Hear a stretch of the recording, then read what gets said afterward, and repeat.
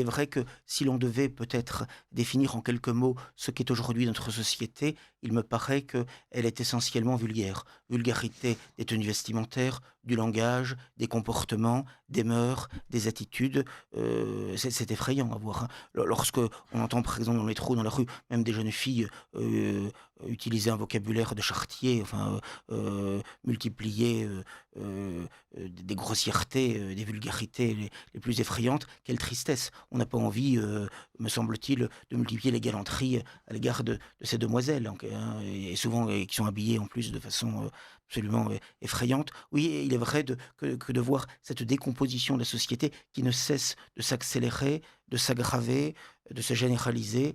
Effectivement, c'est quelque chose d'assez déprimant, mais il faut garder l'espérance et c'est pourquoi il faut garder les principes. Mais comment on peut faire, nous, parce que c'est aussi notre travail, nous, de permettre à ces jeunes, peut-être que ces jeunes ont besoin aussi d'exemples, Et voilà, qu'est-ce qu'il faut ce que j'allais faire? dire, vous me le dites excellemment. Je crois que d'abord il faut donner l'exemple. Alors, nous sommes tous pécheurs et imparfaits, c'est bien évident, mais ça n'empêche pas, d'essayer de donner l'exemple quand même, voilà. Et donc, d'essayer de vivre autant que faire se peut, en cohérence avec les idées, les positions, les convictions, les certitudes que l'on défend et que l'on développe.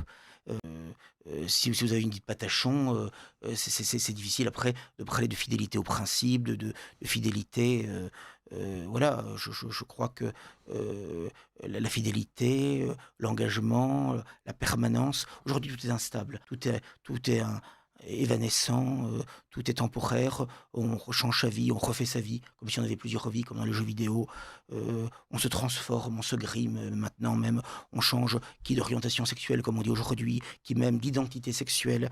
Vous vous rendez compte qu'on atteint l'individu dans son intimité aujourd'hui, même la plus profonde, hein. C'est quelque chose d'absolument effrayant. On ne le dit pas ça, on ment, on ment. Ah, c'est vraiment, le père du mensonge qui mène le bal Bien aujourd'hui. sûr, mais pas que des suicides. J'ai reçu des gynécos, des obstétriciens, enfin, nombre de médecins aussi, des chercheurs, qui justement parlent de ces fameuses transitions, voilà encore de la novlangue, la transition.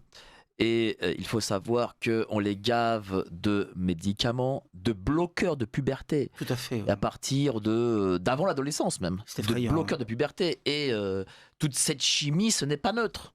évidemment. Ce n'est pas neutre.